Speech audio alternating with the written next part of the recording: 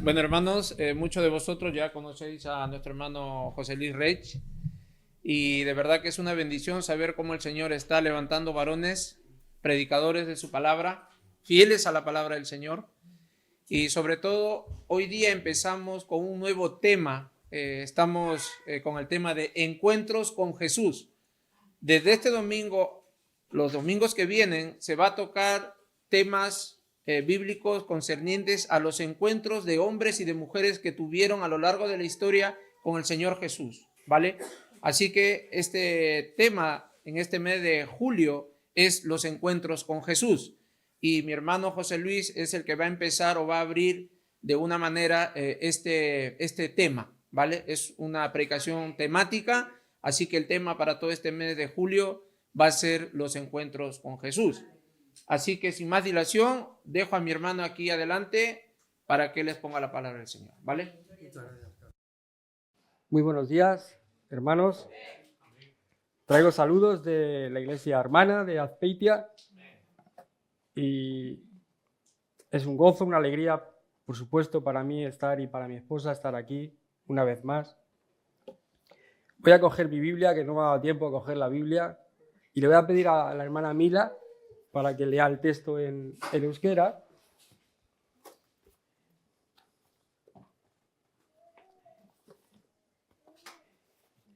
Vale. Toma. Y el agua, pedazo. Vale. Sí. ¿Sabes cuál es el texto? Mateo, ¿no? Mateo 2. Egunon, Mateo 2, batetik 7 horrela dio. Jesus Judeako Belen herrian jaio zen. Herodes erregearen garaian Jesus jaio ondoren, sortaldeko jakintsu batzuk azaldu ziren Jerusalenen galdezka. Non da juduen errege jaio berria? Haren izarra ikusi dugu sortaldean eta gurtzera batoz. Berri honekin harritu egin zen Herodes erregea, baita Jerusalen hiri osoa ere. Orduan, herriko apaizburu eta lege maixu guztiak bildu eta Mesias non jaiozekoa zen galdetu zien, haiek erantzun zioten. Judeako Belenen honela idatzi baitzuen profetak, eta zu, Judako Belen ez zara ez Judako hirien txikiena, zuregandik atera baita buruzagia, Israel nire herria gobernatuko duena. Orduan, Herodesek jakintsuak isilian deiturik, izarran noiz agertu nitzaien jakin zuen zehatz. Amén. Amén. Quien tuviera lenguas 1000, decía el salmista, para poder alabarle, ¿verdad? Y qué bueno es conocer los idiomas y conocer lo que Dios ha hecho, ¿verdad? Imagina una prestigiosa galería de arte que ha anunciado una exposición única y esperada durante años, de una colección privada de renombradas obras maestras, de un artista famoso, enigmático. La apertura de la exposición ha generado una gran expectación en el mundo del arte y críticos, coleccionistas y amantes del arte de todo el mundo están ansiosos por ver estas obras que han permanecido ocultas al público durante tanto tiempo. El texto del cual ha comenzado a hablar nuestra hermana Mila y vamos a empezar a hablar, como ha dicho Carlos, vamos a empezar a las personas que tuvieron el encuentro con Jesús, ¿no? Y en esta ocasión pues empezamos con los magos. Por supuesto, la primera que tuvo encuentro con Jesús fue su propia madre, pero los primeros que vinieron a visitar a Jesús en el pesebre fueron los magos. Por tanto, el texto del cual vamos a hablar, pues era muy esperado, Jesús era muy esperado, era el Mesías y generaba una gran expectativa, por supuesto, mucho más que la de esta prestigiosa galería de arte que hemos hablado. El texto en Mateo 2 capítulo 1 al 12, como ya he leído en euskera, lo voy a leer en castellano. Dice, cuando Jesús nació en Belén de Judea, en días del rey Herodes, vinieron del oriente a Jerusalén unos magos, diciendo, ¿dónde está el rey de los judíos que ha nacido? Porque su estrella hemos visto en el oriente y hemos venido a adorarle. Oyendo esto, el rey Herodes se turbó y toda Jerusalén con él. Y convocados todos los principales sacerdotes y los escribas del pueblo, les preguntó dónde había de nacer el Cristo. Ellos le dijeron: en Belén de Judea, porque así está escrito por el profeta. Y tú, Belén, de la tierra de Judá, no eres la más pequeña entre las principales de Judá, porque de ti saldrá un guiador que apacentará a mi pueblo Israel. Entonces Herodes, llamando en secreto a los magos, indagó de ellos diligentemente el tiempo de la aparición de la estrella. Y enviándolos a Belén dijo: id allá y averiguad con diligencia acerca del niño, y cuando le halléis, hacedmelo saber, para que yo también vaya y le adore. Ellos, habiendo ido al rey, se fueron, y aquí la estrella que habían visto en el oriente iba delante de ellos, hasta que llegaron y se detuvo sobre donde estaba el niño. Al ver la estrella, se regocijaron con muy grande gozo, y al entrar en la casa vieron al niño con su madre María, y postrándose lo adoraron. Y abriendo sus tesoros, le ofrecieron presentes: oro, incienso y mirra. Pero siendo avisados por revelación en sueños que no volviesen a Herodes, regresaron a su tierra por otro camino. Amén. El título es Siguiendo la estrella. Lo más importante de la historia de Mateo es el nacimiento de Jesús, por supuesto. Por tanto, el Espíritu Santo en ese momento de la historia seguro que estaba preparándolo todo. Recordáis que nosotros adoramos a un Dios en 3 personas: Padre, Hijo y Espíritu Santo. El mismo Dios, Espíritu Santo, está cuidando todos los detalles, por supuesto. ¿Qué momento más esperado para el cielo? Llegó el cumplimiento. El Mesías prometido desciende a la tierra. ¿Qué momento más esperado para la tierra? Por fin vamos a ser redimidos. Por fin ha llegado el Cristo, el Mesías esperado. Tanto anhelaban, tanto los judíos como toda la tierra. El Evangelio de Mateo comienza como sería normal para cualquier judío de la época por la genealogía. Era importante para demostrar la autenticidad del linaje de Jesús. El linaje de Jesús, el linaje del Mesías, tenía que proceder del rey David. Y Jesús procedía del rey David, tanto de María como de José, del linaje, ¿verdad? Leemos en Isaías, acompañarme a Isaías capítulo 7.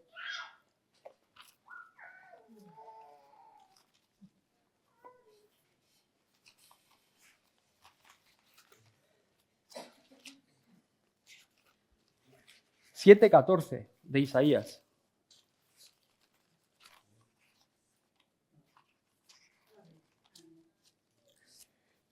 Por tanto, el Señor mismo os dará señal. He aquí que la Virgen concebirá y dará a luz un hijo, y llamará su nombre Emmanuel, que quiere decir Dios con nosotros. Esto es una profecía que tuvo su cumplimiento en Lucas capítulo 1, 26. Vamos a Lucas capítulo 1, 26, 700 años después que la dijo el profeta Isaías. Lo cual nos describe que hay un hilo conductor a lo largo de toda la Biblia y un mensaje central, que es la venida de Cristo, del Mesías. El 1.26 fue el cumplimiento de esta profecía. De Lucas 1.26 dice: al 6º mes el ángel Gabriel fue enviado por Dios a una ciudad de Galilea llamada Nazaret, y a una virgen desposada con un varón que se llamaba José, de la casa de David, y el nombre de la virgen era María. Amén. Vamos al texto. Vinieron unos magos y le adoraron, ¿verdad?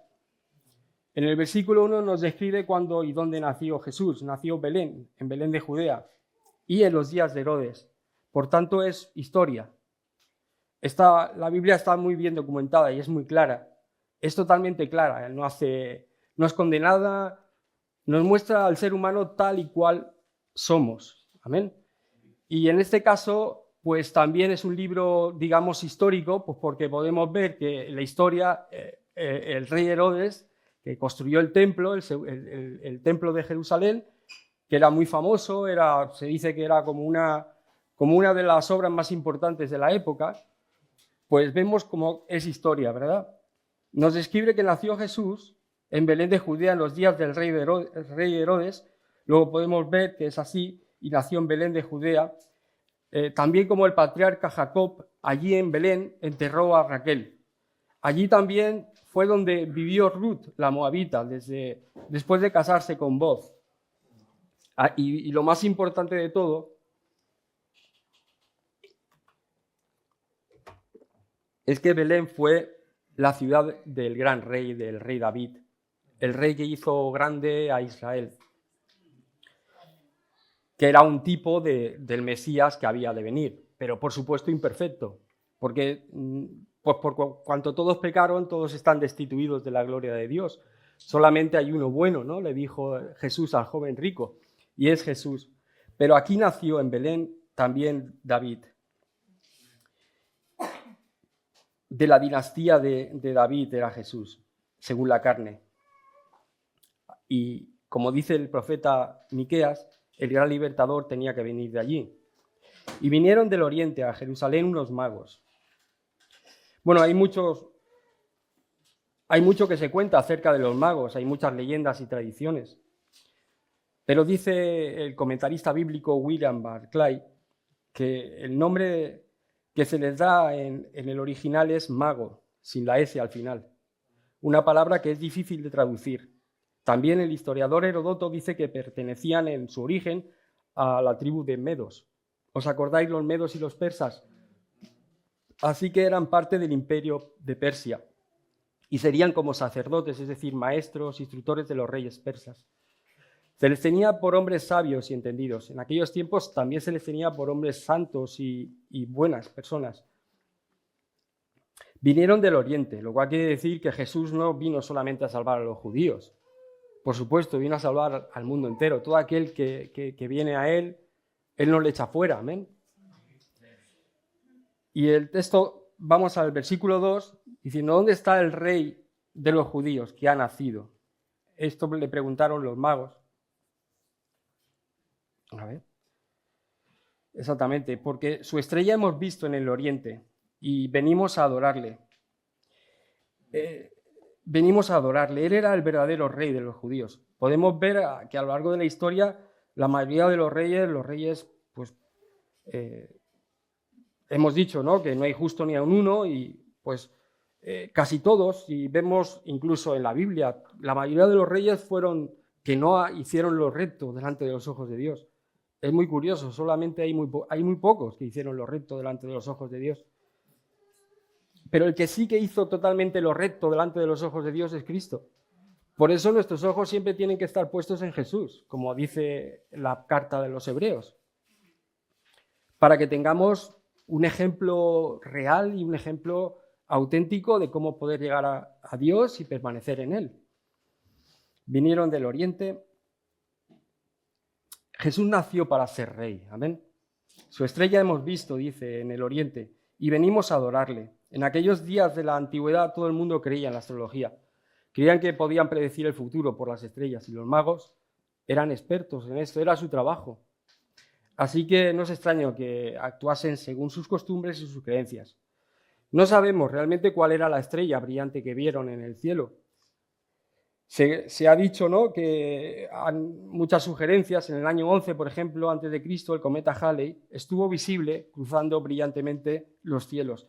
También hacia el año 7 antes de Cristo hubo una brillante conjunción de Saturno y Júpiter. Así que vemos que ha habido diferentes fenómenos astronómicos inusuales a lo largo de los siglos y la historia. Esto lo podemos saber por las antiguas crónicas y textos religiosos, documentos históricos o modelos astronómicos y por las evidencias arqueológicas. Pero para nosotros, como creyentes, debemos creer que Dios intervino en su propio orden con este fenómeno especial para anunciar algo tan importante como la venida de Cristo a la tierra. Dios hecho hombre, amén. Lo que sí que parece curioso e inusual es que en ese tiempo precisamente en el que nació Jesús estaba en el mundo ese sentimiento extraño de expectativa de la venida de un rey. Según cuentan los historiadores romanos de la época, decían que se había extendido por todo el Oriente una vieja creencia establecida de que estaba programado que para aquel tiempo vinieran hombres de Judea para regir el mundo, y los judíos tenían esa creencia. Por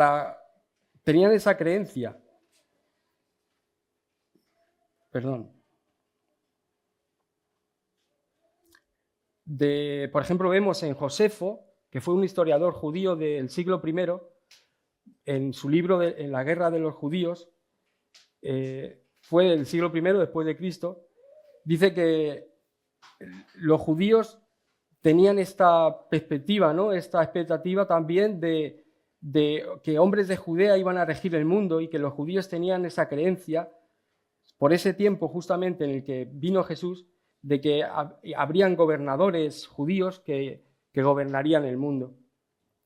Así que esto es un hecho histórico, y no solamente está en la Biblia, sino que también el historiador Josefo lo dice. Es como si Dios hubiera puesto en el corazón de las personas de aquella época ese sentir, ¿no? Ese sentir esa expectativa de que el Mesías iba a venir. El mundo estaba en una ansiedad de expectación, como digo, como si la humanidad hubiera llegado a un límite. Hoy también vivimos en una especie de expectación, porque creíamos que la tecnología y la digitalización iban a resolver todos nuestros problemas. Pero hemos visto que nos han creado nuevos problemas y que la humanidad no ha cambiado nada. El ser humano es exactamente igual. El corazón, dice Jeremías, que el corazón es perverso, ¿no? Y es malo y perverso, ¿y quién lo conocerá? Dice Dios que conoce los corazones. Muchos están desorientados, o más desorientados que nunca. Porque antes se podía decir, bueno, pues de aquí a 10 años las cosas no van a cambiar mucho. Pero hoy día no sabemos. Hoy día quizá dentro de un año las cosas cambien totalmente. Así que vivimos en una desorientación, en una continua, digamos, como que no sabemos, ¿no? No sabemos qué va a ocurrir.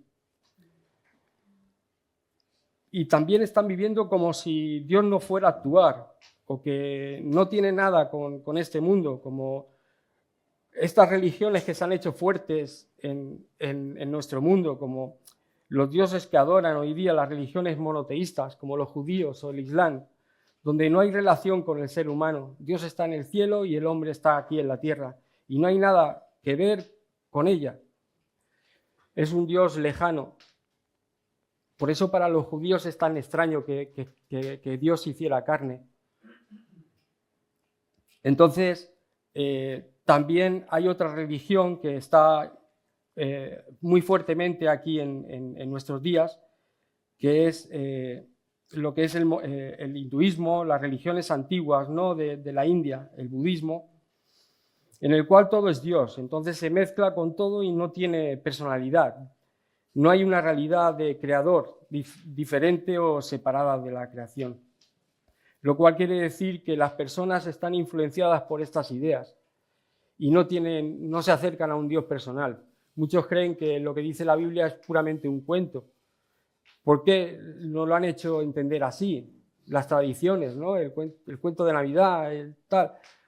Y se acercan a la Biblia pensando que es otra forma de religión, pero hermanos, no es así. Cristo realmente se hizo humano, un ser como nosotros, para que nos entendiera, para que realmente pudiera llevar nuestros pecados, nuestras cargas y todas nuestras maldades. Y Él las clavó ahí en la cruz y nos puede librar a nosotros de todo pecado y de toda maldad. Por eso con esas ideas cada vez se hacen más fuertes, y nosotros tenemos que saber en qué mundo vivimos. Dios tiene paciencia, como dice en Hebreos, en Hechos 1:11,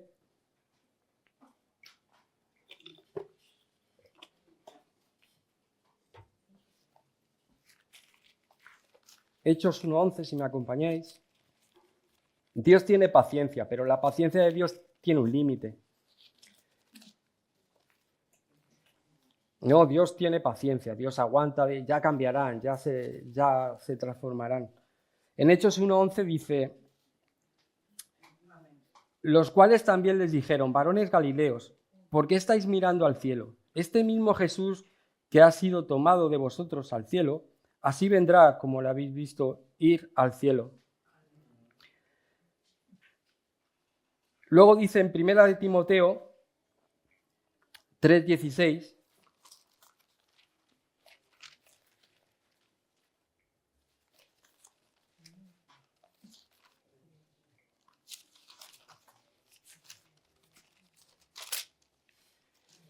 e indiscutiblemente grande es el misterio de la piedad. Dios fue manifestado en carne, lo vimos allí en el nacimiento cuando vinieron los magos, justificado en el Espíritu, visto de los ángeles, predicado a los gentiles, creído en el mundo y recibido arriba en gloria.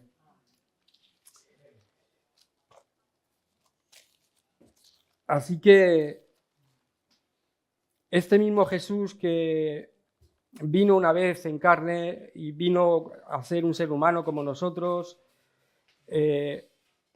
hizo su labor y llevó nuestras cargas, nuestros pecados, como hemos dicho, fue a la cruz, pero Él volverá, Él dice que volverá. Mucha gente actúa o vive como si Dios no fuera a venir o como si Él no fuera a pedir cuentas de nada. Y digo yo, si Dios pidió cuentas y se crucificó, a su Hijo crucificó, ¿cómo no va a tomar en cuenta la maldad de nosotros, ¿no? Si Dios no tuvo, digamos, misericordia en un sentido, claro que Dios es misericordioso, pero Jesús tuvo que morir porque las demandas del pecado eran muy fuertes y realmente tuvo que morir. Y entonces, si Dios no perdonó ni a su propio Hijo, ¿quién nos dice a nosotros que no nos va a nosotros a perdonar? O sea, en el sentido no va a perdonar, en el sentido de que no va a pedir cuentas, ¿no? O se las damos nosotros intentando justificar, o vamos a Cristo y le decimos: Señor, me arrepiento, reconozco mi maldad, reconozco mis pecados, perdóname, yo sé que tú pagaste por mis deudas, por mis pecados, yo sé que tú te clavaste en la cruz o te clavaron en la cruz como sacrificio vivo para que yo fuera perdonado. Y una de dos, o vamos a Él para que Él nos perdone y Dios nos perdona a través de Cristo y nos vea de aquí en adelante a través de Jesús, o intentamos justificarnos nosotros delante de Dios, ¿no? Como dice, hay dos juicios: el gran trono blanco, que es nuestra justicia delante de Dios, al que vivos y muertos, pues todos acudirán al gran juicio, porque está escrito que el hombre vive una sola vez y después el juicio, según Hebreos. Pero Cristo ya ha muerto por nosotros, ya ha pagado el precio por cada uno de nosotros. Entonces nosotros solamente es por fe en Él. Este es el Evangelio. El justo por los injustos. O reconocemos que necesitamos un Salvador, o nos tenemos que justificar nosotros mismos delante de Dios. Pero no hay otro camino. Él es el camino, la verdad y la vida. He comenzado diciendo: no hay justo ni aun uno, por cuanto todos pecaron, todos estamos destituidos de la gloria de Dios. Pero Dios en Cristo nos ha hecho partícipes de su gracia y nos ha hecho aceptos en Dios, porque Él ha pagado y ha hecho todo lo que Dios demandaba para que el ser humano estuviera en relación con Dios. Así que Dios nos ve a través de Cristo. Amén. En el versículo 3 leemos: oyendo esto, el rey Herodes se turbó y toda Jerusalén con él. Y convocados todos los principales sacerdotes y los escribas del pueblo, les preguntó dónde había de nacer el Cristo. Ellos le dijeron: en Belén de Judea, porque así está escrito por el profeta: y tú, Belén, de la tierra de Judá, no eres la más pequeña entre los príncipes de Judá, porque de ti saldrá un guiador que apacentará a mi pueblo Israel. El rey Herodes no conocía las Escrituras, por tanto, les preguntó a los escribas y a los sacerdotes dónde había de nacer el Cristo. Le llamó mucho la atención cuando vinieron los magos para preguntar dónde había de nacer el Cristo, el Mesías. ¿Qué pregunta? ¿Dónde había que nacer el Cristo? Se supone que sería un motivo de alegría. Hemos dicho al principio que estaban esperando a Jesús, esperando al Mesías. Entonces tendría que ser un motivo, pero sin embargo dice que se turbó él, Herodes y toda Jerusalén con él. Es curioso. La verdad es que le preocupaba que vinieran a quitarle el trono. A Herodes mucho más. Aquí vemos un tipo del gobierno del mundo, ¿no? Capaz de cualquier cosa con tal de mantenerse en el poder. Alguien dijo, creo que fue uno de los padres de la Iglesia, el poder corrompe y el poder absoluto corrompe absolutamente. A Herodes se le llamaba entonces, Herodes hizo muchas cosas por el pueblo. Era edomita y judío. Era una mezcla de edomita y judío. Y le llamaban Herodes el Grande. Consiguió mantener la paz y el orden en Palestina como gobernador. También construyó el templo famoso de Jerusalén, el templo de Herodes, y supo ser generoso con el pueblo.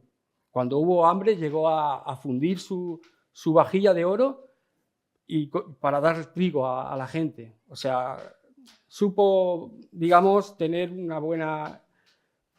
buena opinión de su pueblo. Pero había un fallo terrible en él. Y el fallo era que era muy suspicaz hasta la locura. Si sospechaba que alguien pudiera ser su rival en el poder, lo mataba.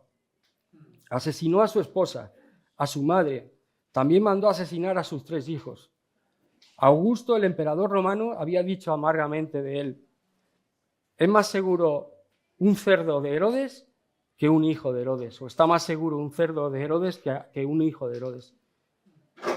Así que está claro que lo que un hombre así sentiría cuando los magos traían la noticia que había de nacer un niño destinado a ser rey. En el 5 y el 6, versículos 5 y 6, ellos le dijeron: en Belén de Judea, porque así está escrito por el profeta, y tú, Belén, de la tierra de Judá, no eres la más pequeña entre los príncipes de Judá, porque de ti saldrá un guiador que apacentará a mi pueblo Israel. Así le dijeron los sacerdotes y los escribas. Entonces Herodes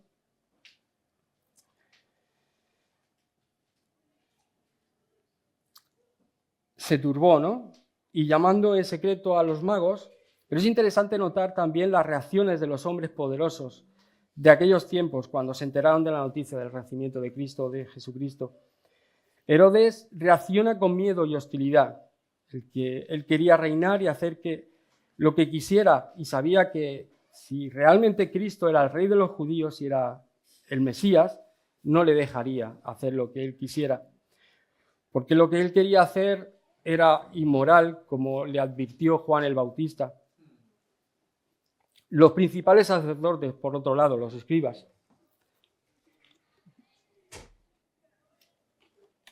perdón, que estoy tomando medicamentos. Los principales sacerdotes y los escribas tenían otra reacción, y era de indiferencia total. Estaban tan inmersos en el ritual de su templo que no les importaba nada lo demás. Todavía hay personas que no les importa lo más mínimo y dicen que un Dios en los cielos nada puede hacer para ellos. No, a mí qué me importa que un Dios esté ahí arriba. A mí lo que me importa es que esté aquí conmigo y que me guíe y que me ayude. Qué ciegos están muchos, ¿no? Jesús nació y bajó el reino de los cielos a la tierra. Por tanto, no está solamente en los cielos, sino aquí en la tierra, a través de su palabra, a través de su espíritu. Podemos acercarnos, ¿no? Carlos John decía, necesitamos conocer las Escrituras.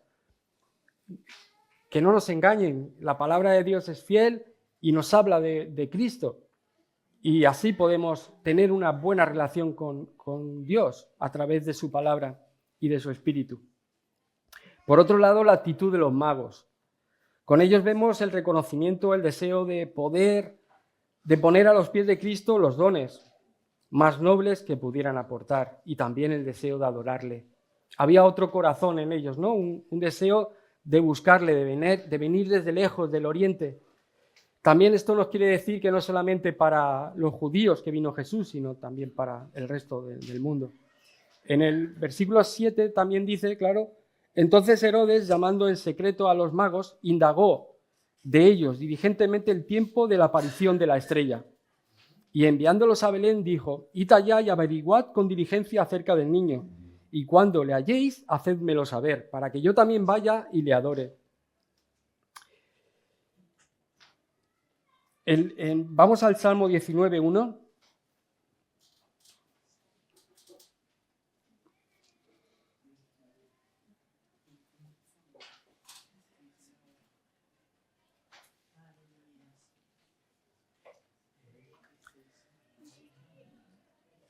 Pero antes vamos a leer, seguir con el texto de Mateo. Ellos, habiendo oído al rey, se fueron y aquí la estrella que habían visto en el oriente iba delante de ellos, hasta que llegando se detuvo sobre donde estaba el niño. Y al ver la estrella se regocijaron con muy grande gozo. Aquí está hablando en un término poético, ¿no? No es que la estrella se moviera como una estrella fugaz. No, solamente está hablando en un tema en un sentido poético y está diciendo que la estrella lo guió, ¿no? La verdad es que no sabemos en qué sentido, pero no es que se moviera, ¿no? Sino que les hizo entender Dios a través de la estrella, pues, dónde estaba el niño Jesús, como leemos en el Salmo 19:1, que dice que los cielos cuentan su gloria.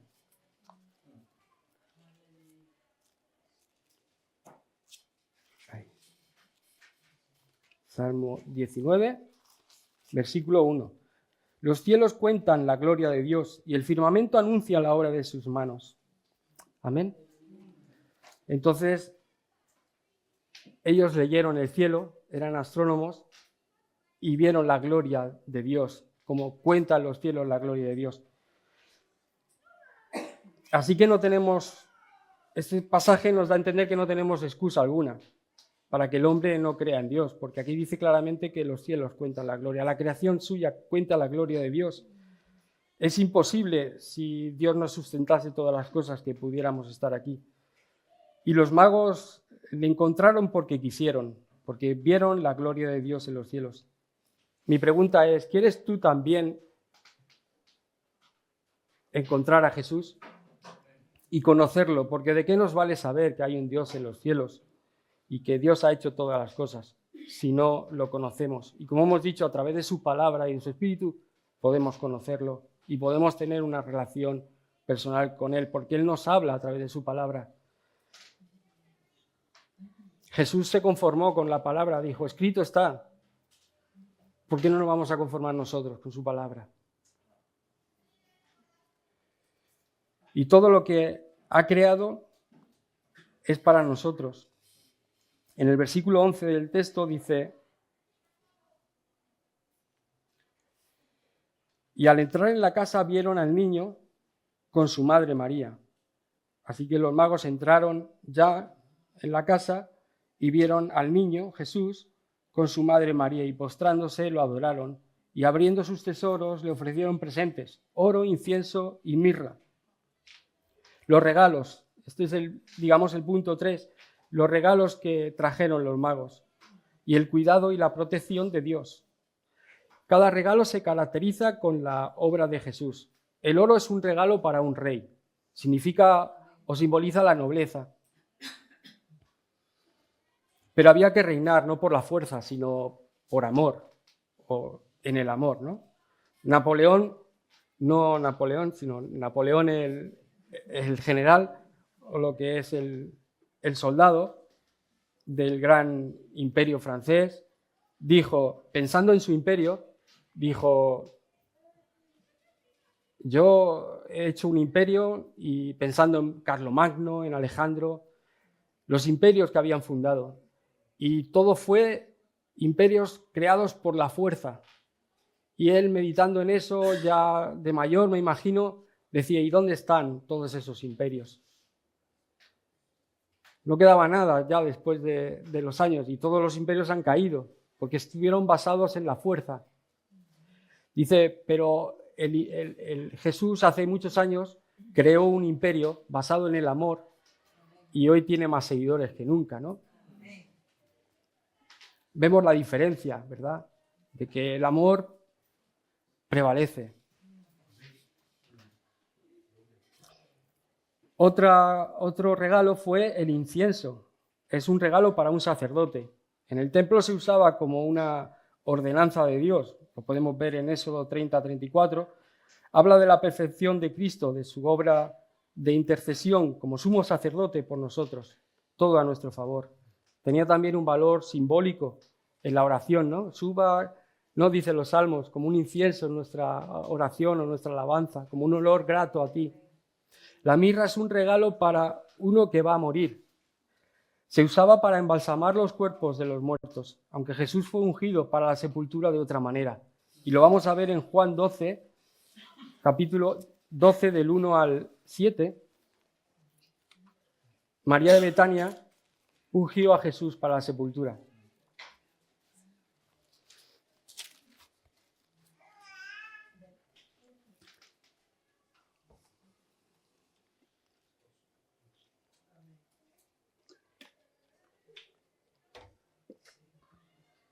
Seis días antes de la Pascua vino Jesús a Betania, donde estaba Lázaro, el que había estado muerto y a quien había resucitado de los muertos. Y le hicieron allí una cena. Marta servía y Lázaro era uno de los que estaban sentados a la mesa con él. Entonces María tomó una libra de perfume de nardo puro, de mucho precio, y ungió los pies de Jesús y los enjugó con sus cabellos.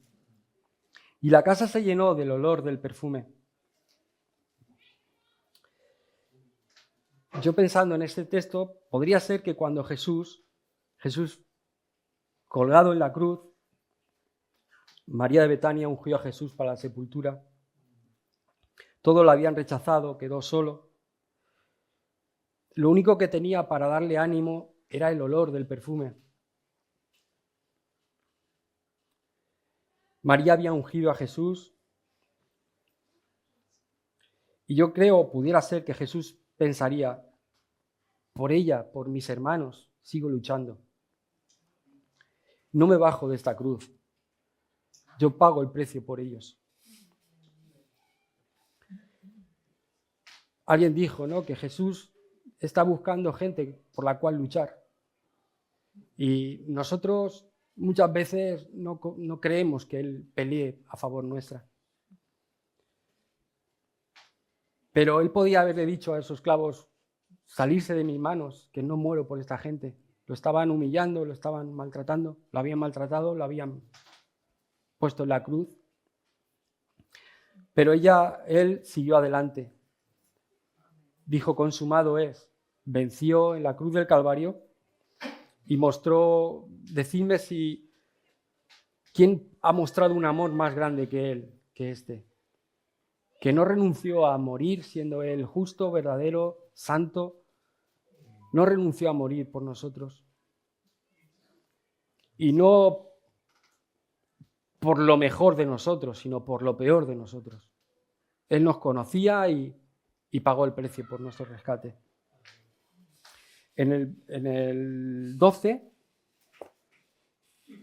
del texto que estamos leyendo del capítulo 2 de Mateo, pero siendo avisados por revelación los magos en sueños que no volviesen a Herodes, regresaron a su tierra por otro camino. En el versículo 8 ya sabéis las intenciones de Herodes, ¿no?, que dijo que yo también vaya a adorarlo, pero no quería ir a adorarlo, quería ir a matarlo. Vemos que un ángel les avisó en sueños, el Espíritu Santo está cuidando todo. Jesús entró en un mundo hostil, gobernado por hombres y fuerzas malvadas, pero el reino de Dios permanece aquí porque Él lo trajo. Amén. Para salvar a sus hijos de medio de este mundo, guiándolos en el camino. Mi pregunta otra vez es, ¿quieres ser tú guiado y guardado por Cristo Jesús? Yo creo que todos los que estamos aquí queremos ser guiados, por eso estamos aquí, ¿no? Y queremos que otros también conozcan el verdadero camino, el camino que conduce al cielo y conduce a tener la vida. No va a solucionar todos los problemas, claro que no, vamos a tener los mismos problemas que todo el mundo, pero vamos a tener una compañía que no la tiene el mundo. Vamos a estar con Jesús y en cualquiera que sea nuestra situación, pues por lo menos vamos a contar con Él. Amén. Así que si quieres ser tú guardado y guiado, vamos a pedírselo a Él. Vamos a orar y pedirle a Jesús que nos guarde y que nos guíe. Amén. Vamos a orar. Si queréis poneros de pie. Señor, gracias, Padre. Hemos escuchado tu palabra, Señor. Y podemos ver, Señor, que tú te has acercado, Señor, a nosotros por amor a nosotros, Señor. Tú viniste en Cristo Jesús, nacido como nosotros, Señor, pero sin pecado, Señor. Y tú llevaste nuestros pecados, nuestras cargas, Señor, nuestras dolencias, Señor. Señor, tú quisiste reconciliar al mundo, a la gente con Dios. Y así lo hiciste, Señor. Y aunque parezca que tu regreso, Señor, tal como prometiste, se tarda, Señor, es porque tú tienes paciencia, porque no quieres que ninguno perezca, sino que todos procedan al arrepentimiento. Y, Señor, gracias porque las puertas aún están abiertas y podemos venir a ti y podemos, Señor, entrar en tu presencia, alabarte, buscarte como lo hicieron los magos, Señor. Señor, reflexionar acerca del universo, de nuestra persona, de lo que hacemos aquí, Señor. Ver las estrellas, Señor, y ver la creación, Padre, tan hermosa que tú has hecho. Que esto no es para que se acabe cuando nosotros muramos. Nos has dicho, Señor, que tenemos vida eterna en Jesús. Así que no vamos a morir nunca. Te pedimos que tú nos guíes, que tú nos ayudes, que tú nos ayudes a entender tu palabra, Señor. Que nos ayudes a tener esa relación personal contigo y a mantenerla, Señor. A ser valientes y mantener nuestra relación personal contigo, Señor. Hasta conocerte, Señor. Hasta saber realmente que tú nos escuchas y que estás a nuestro lado. Señor, gracias por tu palabra. Y gracias, Señor, por esta iglesia y por todo lo que tú estás haciendo aquí en este lugar. Te pedimos que nos bendigas, Señor. Te pedimos que nos ayudes, que nos fortalezcas con tu gracia y con tu amor. Señor, te damos gracias en el nombre de Jesús. Amén. Amén. Amén, hermanos.